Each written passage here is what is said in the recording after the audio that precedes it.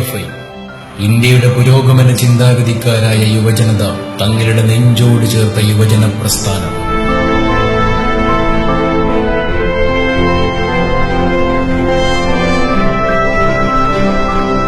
നമ്മൾ സഖാക്കൾ സാമൂഹിക സാമ്പത്തിക സ്വാതന്ത്ര്യം സ്വപ്നം കണ്ട ഒരു യുവജനത കൈമാറിത്തന്ന ശുഭ്രപതാക എന്തുന്നു.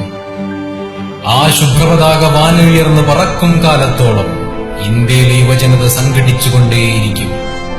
ആ ശുഭ്രപതാകയുടെ തണലിൽ നാം നമ്മുടെ അവകാശ പോരാട്ടം തുടർന്നുകൊണ്ടേയിരിക്കും.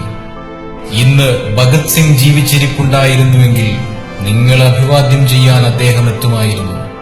ഡിവൈഎഫ്ഐ രൂപീകരണ സമ്മേളനത്തിൽ ഭഗത് സിംഗിന്റെ സഹപ്രവർത്തകനായിരുന്ന കിഷോരിലാൽ സമ്മേളനത്തെ അഭിസംബോധന ചെയ്തു പറഞ്ഞ വാക്കുകളാണിത്.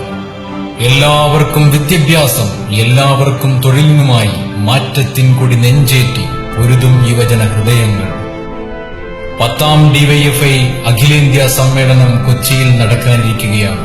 എല്ലാവർക്കും തൊഴിൽ എന്ന സ്വപ്നം പൂവണിയിക്കുവാൻ, കശാപ്പ് ചെയ്യപ്പെടുന്ന ഇന്ത്യൻ ജനാധിപത്യത്തെ സംരക്ഷിക്കുവാൻ, ഫാസിസ്റ്റ് വർഗീയവൽക്കരണത്തിൽ നിന്നും മതനിരപേക്ഷ ഇന്ത്യയെ പുനർജീവിപ്പിക്കുവാൻ ഈ സമ്മേളനം നമുക്ക് ശക്തി പകരട്ടെ.